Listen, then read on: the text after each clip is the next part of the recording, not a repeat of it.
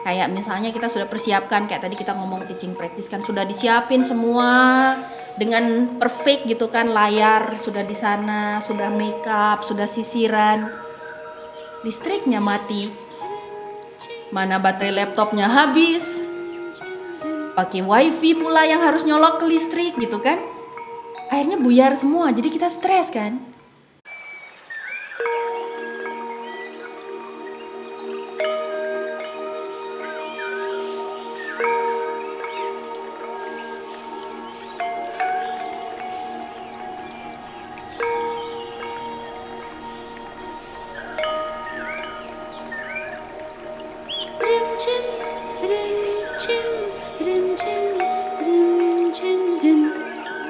Jadi salah satu hal yang saya kalau dulu sering ditanya, sebaiknya dalam seminggu latihan yin berapa kali gitu kan. Saya nggak bisa memberi jawaban sebaiknya berapa kali, tapi satu hal yang saya suka misalnya sebelum tidur kita sempatkan entah mengambil 1 atau 2 pose yin atau meditasi misalnya, atau diam sejenak untuk cek and recheck. Itu memberi kesempatan bagi diri kita untuk menyadari hari ini apakah saya stres, hari ini apakah saya mengalami ketegangan, hari ini apa yang sudah terjadi.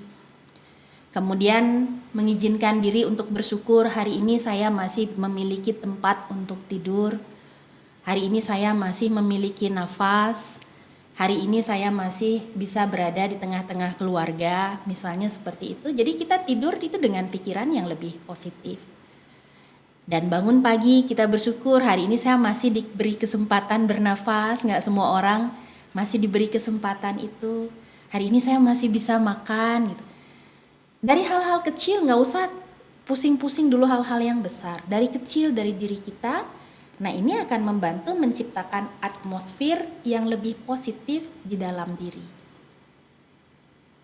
Nggak usah dulu mikirin mau mengubah orang lain.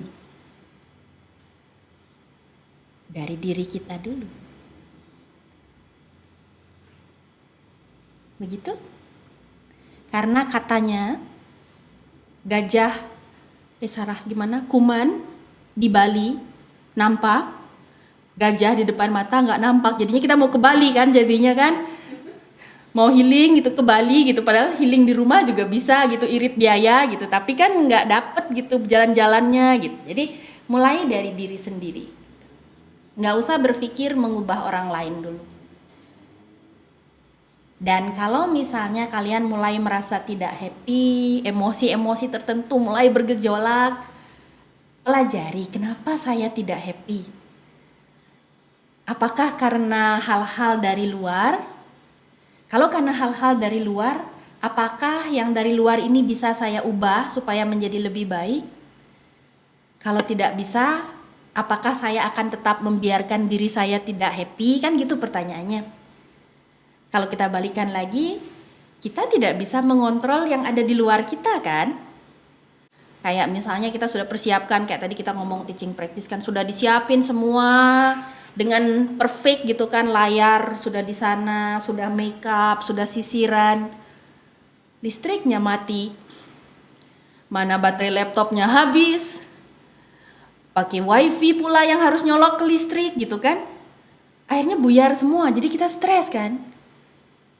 Tapi bisa nggak kita mengubah keadaan itu? Kalau tidak bisa, ya sudahlah, mau bagaimana lagi, kan ada pilihan seperti itu kan. Daripada kita marah, kita stres, yang mana stres atau marah ini tidak membuat listriknya nyala, kecuali memang bisa membuat listriknya nyala, ya oke lah, yang ada hanya membuat diri kita menjadi terkuras kan. Nah, menyadari hal-hal seperti ini sederhana, kita latih pelan-pelan dari diri kita sedikit demi sedikit. Ya buat saya itu pelajaran yoga, TCM, Ayurveda akan semua kembali ke sana kan. Bagaimana membuat atmosfer yang lebih positif, lingkungan yang lebih positif dimulai dari diri kita. Pada saat kita sudah lebih positif, kita mungkin bisa akan memberikan inspirasi bagi orang lain untuk juga menjadi lebih positif. Apa yang kalian pancarkan keluar, sesuatu yang positif kalian pancarkan mungkin akan menyentuh orang lain juga.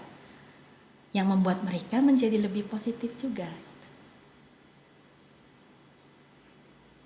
Terus pertanyaannya, saya punya teman sudah dikasih tahu, ngeyel, padahal kan itu nggak bagus. Terus gimana, mau dipaksa?